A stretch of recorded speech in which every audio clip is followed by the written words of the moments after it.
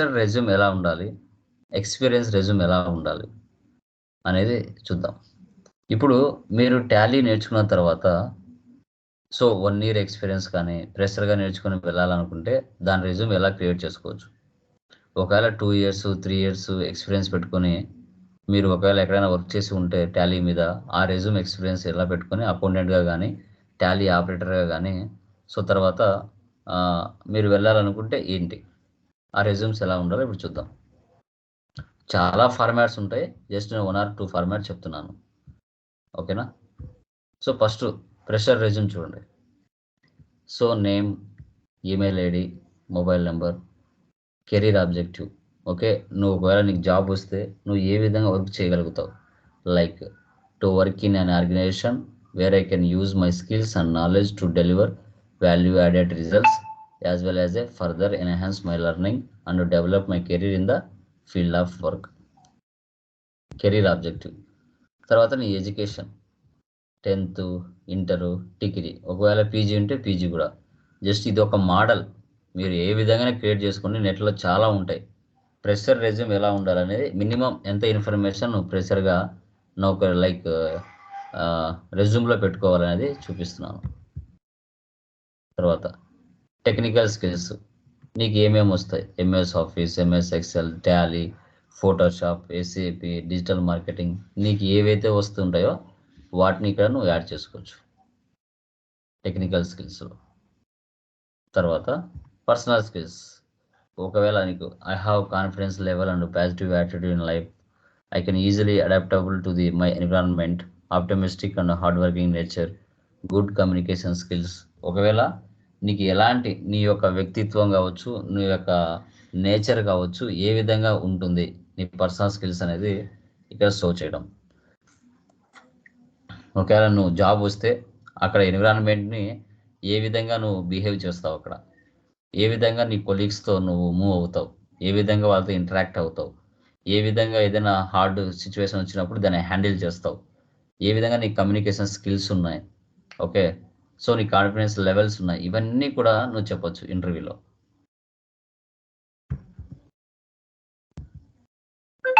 తర్వాత నీ personal profile, నీ పేరు, మీ father name, date of birth, mother tongue, okay. So తర్వాత లైక్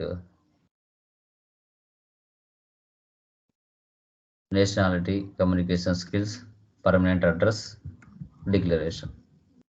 ఇది ఫ్రెషర్ రెజ్యూమ్. ఇది ఒక ఫార్మాట్, ఇంకా చాలా ఉంటాయి, దీంట్లో ఒక ఫార్మాట్ మీకు నేను చెప్తున్నాను. ఇలా మినిమం ఫ్రెషర్ రెజ్యూమ్స్ ఏంటి అనేసి what is what, okay. So తర్వాత నెక్స్ట్ ఎక్స్పీరియన్స్ రెజ్యూమ్. ఎక్స్పీరియన్స్ రెజ్యూమ్లో మనము నువ్వు ఎన్ని సంవత్సరాలు ఎక్కడెక్కడ వర్క్ చేసావు, ఓకే, ఇవన్నీ కూడా మనం యాడ్ చేసుకోవచ్చు. ఎక్స్పీరియన్స్ రెజ్యూమ్ యాజ్ ఏ అకౌంటెంట్గా కానీ వెళ్ళాలనుకుంటే ఎక్స్పీరియన్స్ రెజ్యూమ్ ఎలా ఉండాలి అనేది చూద్దాం.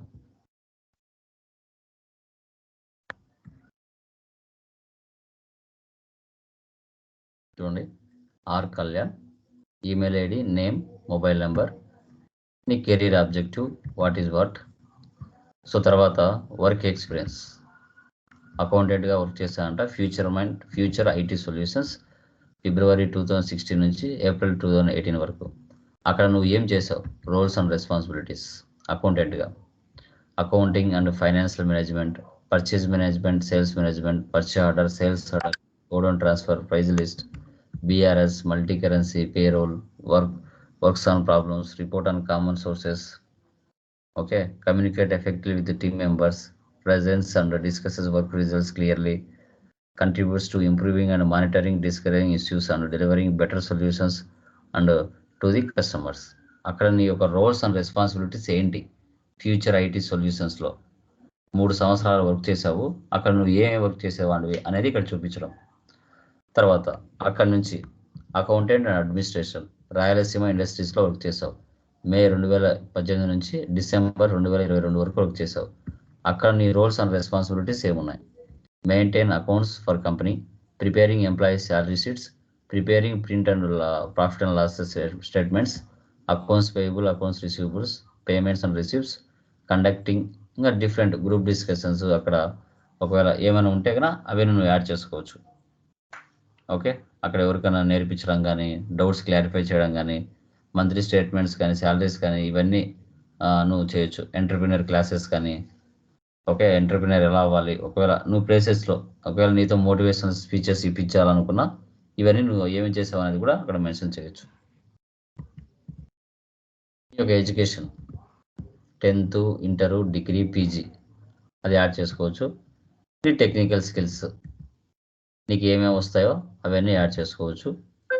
నీకు అడిషనల్ ఇన్ఫర్మేషన్ లాంగ్వేజెస్ ఏమొచ్చు, తెలుగు, ఇంగ్లీష్, హిందీ, తమిళ్, కన్నడ ఇవన్నీ యాడ్ చేసుకోవచ్చు.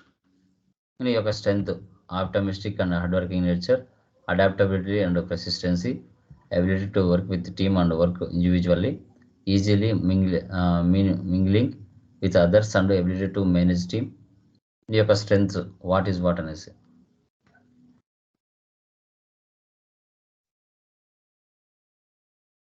తర్వాత personal skills, father name, DOB, mother tongue, nationality, address. ఇది ఎక్స్పీరియన్స్ రెజ్యూమ్. నువ్వు ఎన్ని సంవత్సరాలు ఎక్కడెక్కడ పనిచేసావో అదంతా యాడ్ చేసుకోవాలి. ఇంకా రిమైనింగ్ అంత అవసరం ఉండదు. యాజ్ ఎ ఎక్స్పీరియన్స్ పర్సన్కి జస్ట్ ఎక్కడెక్కడ ఎన్ని సంవత్సరాలు పనిచేశాడు, ఇవన్నీ టెక్నికల్ స్కిల్స్, లాంగ్వేజెస్, స్ట్రెంగ్త్ ఇవన్నీ అవసరం ఉండదు. ఇవి పెడితే పెట్టుకోవచ్చు, లేదంటే లేదు. మనకు కావాల్సింది యాజ్ ఎ ఎక్స్పీరియన్స్గా ఎక్కడ పనిచేసావు. ఇంకా వాడు రెజ్యూమ్ చూసి అడిగినప్పుడు నువ్వు సమాధానం చెప్పగలిగితే చాలు. అంతకు మించి ఏమైతే ఏమీ ఉండదు. ఓకేనా, క్లియర్ అమ్మా? Fresher resume and experience resume ఎలా ఉండాలనేది ఐడియా వచ్చిందా యాజ్ ఏ అకౌంటెంట్గా? క్లియర్, అర్థమైందా? అర్థమైంది. ఇలా మనకి ఉంటుంది. యా, సో మనకి